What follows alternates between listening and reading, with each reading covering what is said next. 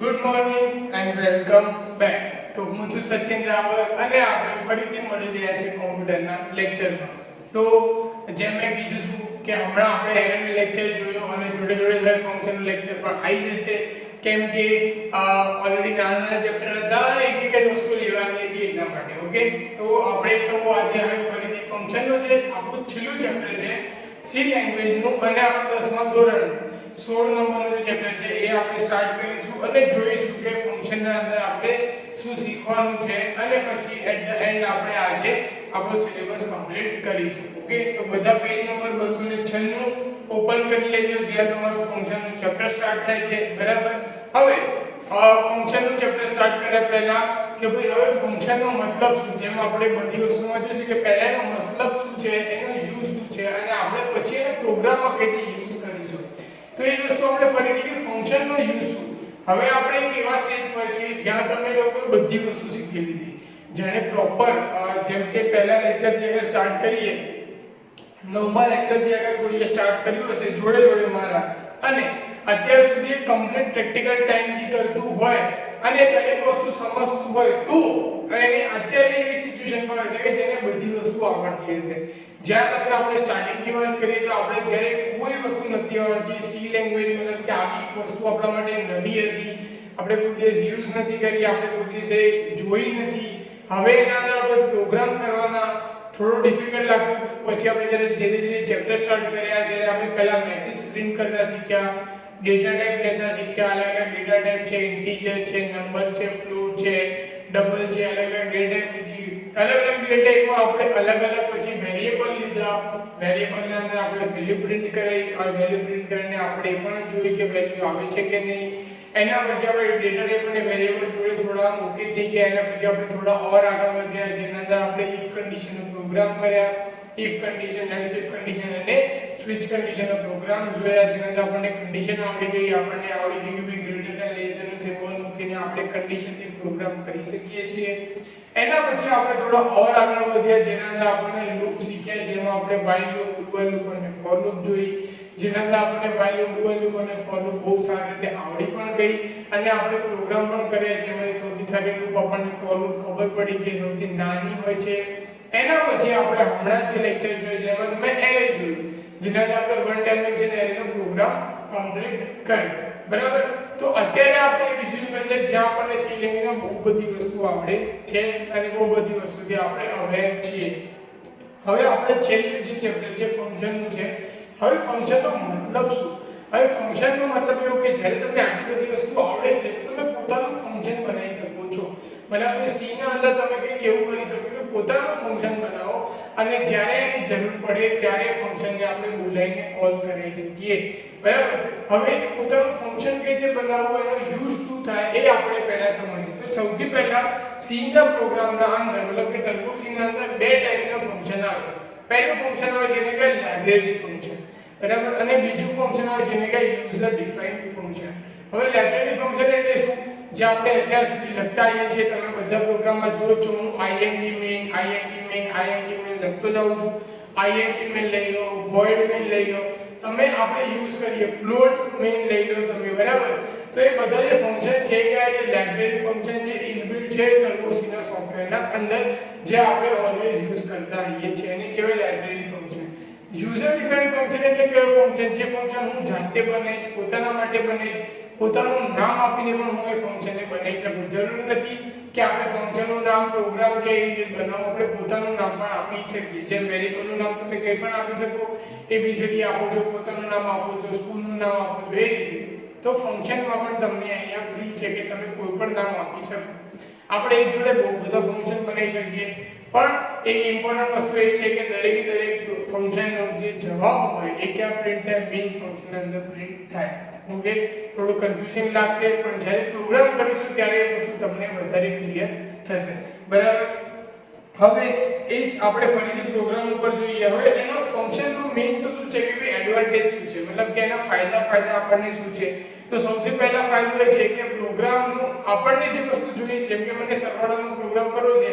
અને મારે બહુ બધી સરવાળાની જરૂર છે, તો હું જાતે જ ફંક્શન માંથી સરવાળા માટે અને જ્યારે પણ સરવાળો કરવો છે ત્યારે ખાલી ફંક્શનનું નામ લખી દઈશ એટલે ત્યાં ફંક્શન કોલ થઈ જશે. સૌથી મેઇન ફાયદો છે તમારે જેટલી વાર યુઝ કરવો હોય પ્રોગ્રામમાં એટલી વાર તમે એને યુઝ કરી શકો બરાબર ખાલી શું લખવાનું તમારે ફંક્શનનું નામ ઓકે એના પછી બીજો શું ફાયદો છે કે આપણું જે કોડ છે એ ઓછું થઈ જાય બીજું મેઇન ફંક્શનમાં બહુ બધી જગ્યાએ સેમ ટુ સેમ નામ આવે એ આપણે ઘટી જાય બરાબર કે ભાઈ એક જ જેવા નામ છે તો એ નામ આપણે બદલવા પડે છે તો વેરિયેબલ a b c લઈ લો પછી મારે ફરીથી લેવું હોય તો ના યુઝ કરી શકું એના કરતાં હું ફંક્શનમાં a b c યુઝ કરું અને ખાલી જ્યાં જ્યાં મારે એડિશન કરવું છે ત્યાં મારું ફંક્શનનો યુઝ કરતો જાઉં તો મને એ બહુ ઈઝી પડે બરાબર એ રીતે ફંક્શનના પણ બહુ બધા અલગ અલગ ફાયદા છે ઓકે જે તમે જોઈ શકો છો ત્યાં તમને ડાયાગ્રામમાં બતાવ્યું છે કે ફંક્શન 1 2 3 4 તમે બનાવી શકો છો જેટલા ફંક્શન તમારે બનાવવા હોય એટલા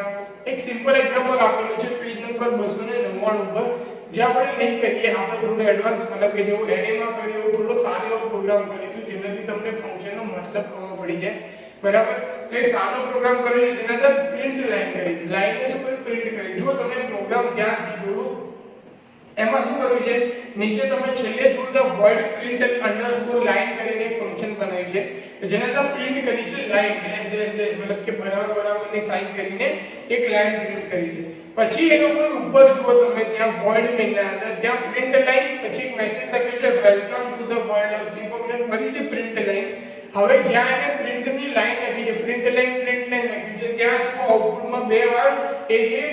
ઇક્વલ ટુ વાળી લાઈન છે પ્રિન્ટ થઈ ગઈ કેમ કારણ કે પ્રિન્ટ લાઈન નું ફંક્શન કર્યું છે અને ફંક્શન ના અંદર એને શું કર્યું છે કે પ્રિન્ટ કરી છે લાઈન હવે જ્યારે પણ મારે એવી લાઈન જોતી હોય તો મારે ઘડી printf = લખવાની જરૂર નહીં મારે ખાલી શું લખવાનું પ્રિન્ટ લાઈન નું જે ફંક્શન છે એ હું લખું એટલે એટલી વાર એ લાઈન આવી જાય જેમ અહીંયા બે વાર પ્રિન્ટ લાઈન લખ્યું છે મેસેજના ઉપર મેસેજના નીચે તો મેસેજના ઉપર અને મેસેજના નીચે બંને જગ્યાએ શું લાઈન આવી ગઈ બરાબર બહુ જ ઈઝી થઈ ગયું કામ બહુ જ આના અંદર ઈઝીલી કામ આપણું થઈ જાય બરાબર જે તમે જોઈ શકો છો આ સિમ્પલ પ્રોગ્રામ છે એટલે આપણે નહીં કરીએ આપણે આગળ વધીશું આપણે પ્રોગ્રામ કરીશું પેજ નંબર 300 ઉપર જે છે પેજ નંબર 300 ઉપર જતો રહો ત્યાં તમને ફરીથી હવે અહીંયા ટોટલ મતલબ કે બે નંબરનો સરવાળો કરવાનો છે એનો પ્રોગ્રામ કરેલો છે હવે બે નંબરનો સરવાળો જે મેં તમને વાત કરી આપણે કે ભાઈ હું એવું ફંક્શન બનાવું જેના અંદર બે નંબરનો આપણે સરવાળો કરવો હોય અને કોઈ જ્યારે પણ આનો યુઝ હોય ત્યારે હું એ ફંક્શનનું ખાલી નામ લખી શકું તો તમે અહીંયા જોઈ શકો છો અહીંયા એક પ્રોગ્રામ કરેલો છે બે નંબરના સરવાળાનો આપણે આ જ પ્રોગ્રામ કરીએ અંદર જોઈએ કઈ વસ્તુ ઘટાડવા જેવી છે વધારવા જેવી છે બરાબર તો આપણને પ્રોપર ખ્યાલ આવે અને તમે પણ જ્યારે પ્રોગ્રામ પ્રેક્ટિસ કરો ત્યારે તમને પણ ખબર પડે કે અહીંયા એકાદ વસ્તુ વધારે કે ઓછી છે તો આપણે જે હમણાં એનો પ્રોગ્રામ કર્યો 13 નંબરનો કર્યો તો આપણો છેલ્લો પ્રોગ્રામ છે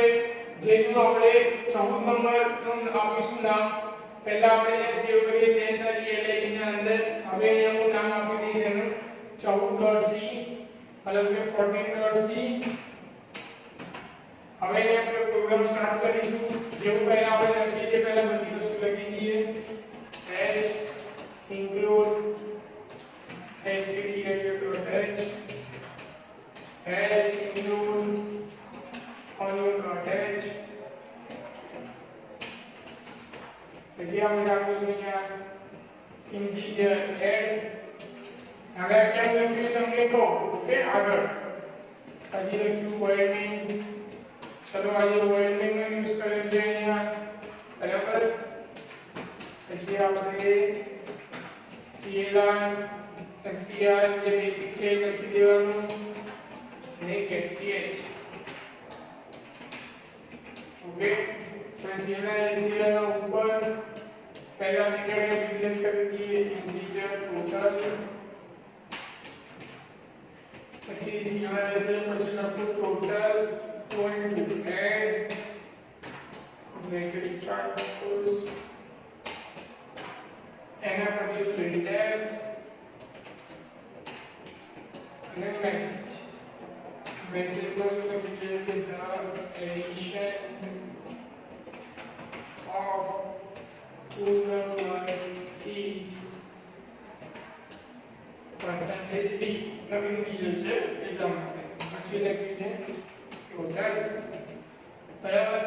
અહીંયા પ્રોગ્રામ પૂરો થઈ ગયો ગેટ છે હવે આપણે પોતાનું ફંક્શન બનાવ્યું છે એ લખવાનું ઇન્ટીજર એડ હવે એના અંદર આપણે બ્રેકેટ થી કામ કરીશું ઓકે પહેલા હું લખીશ કે વેરીએબલ ઇન્ટીજર નંબર 1 નંબર 2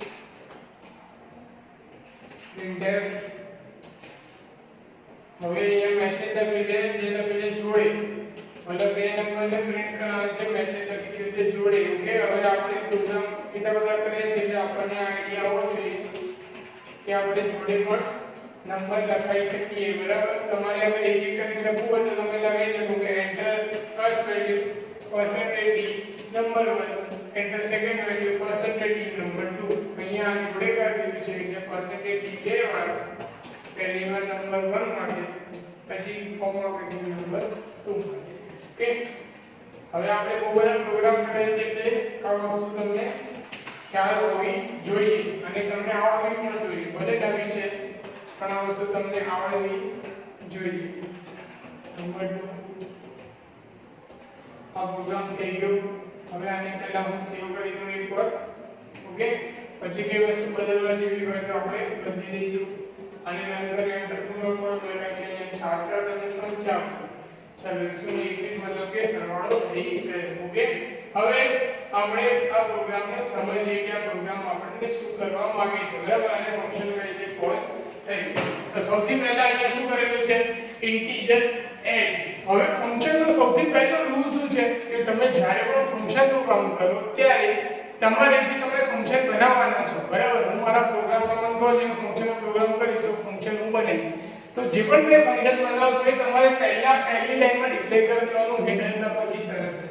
मतलब કે તમારા મેઇન ફંક્શન લખ્યા પહેલા બરાબર મેં ઇન્ટીજર એડ કરીને મેં સેમીકોલન આપી દીધી અને લખી દીધું તો હું અહીંયા એડ કરીને પોતાનું ફંક્શન કોલ કરાવવાનો છું ઓકે આ વસ્તુ પહેલે ક્લિયર કરી દીધી પછી આપણે નીચે લખવાનું વોઇડ મેં લખો ઇન્ટીજર મેં લખો બરાબર વોઇડ મેં લખી છે પછી મેં આપી દીધું અહીંયા ઇન્ટીજર ટોટલ કરીને એક વેરીએબલ લઈ લીધું અને પછી ટોટલના અંદર આ વેરીએબલના અંદર મેં શું કર્યું બરાબર એડ એટલે શું થઈ ગયું કે મારું જે ફંક્શન છે એને મેં અહીંયા કોલ કરી દીધું કે ભાઈ એડ નામના ફંક્શનમાં જે વેલ્યુ આવશે એ વેલ્યુ ક્યાં જશે ટોટલના અંદર જશે અને પછી મેં મેસેજ લખી દીધું કે addition of two number is મતલબ એ સરવાળો છે બે નંબર એ ક્યાં છે ટોટલમાં હવે ટોટલમાં કેટલી વસ્તુ આવશે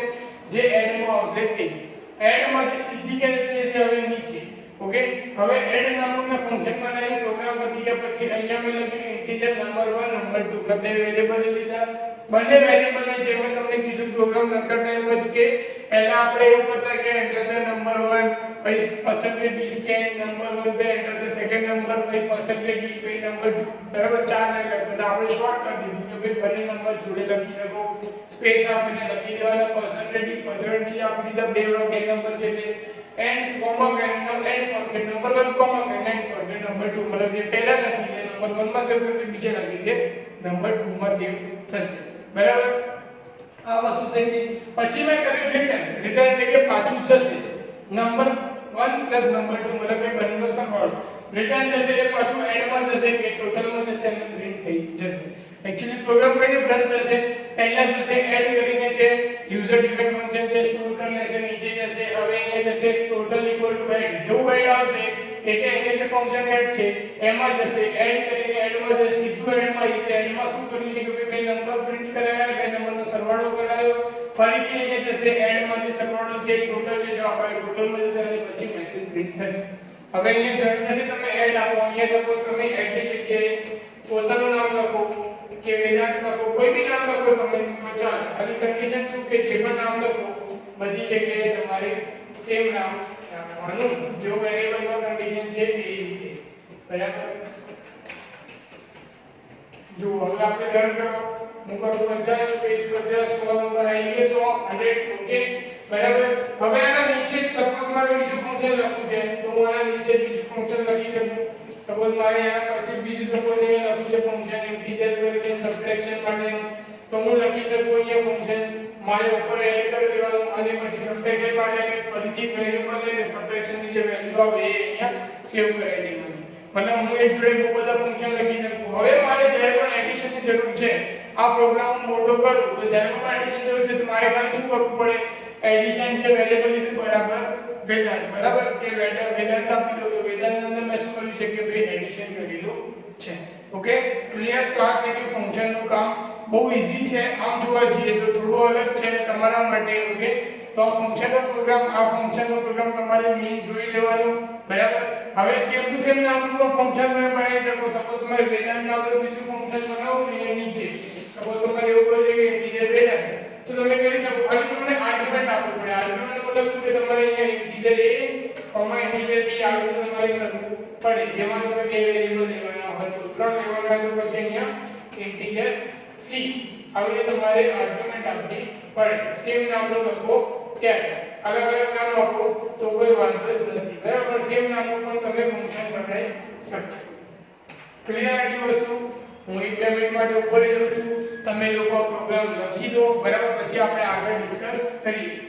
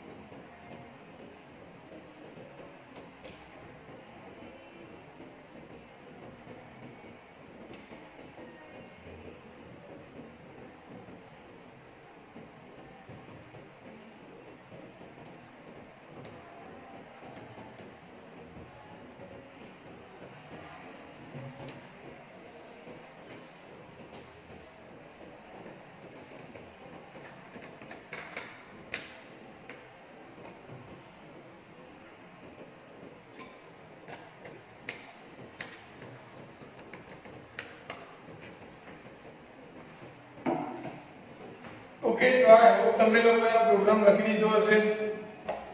ઓકે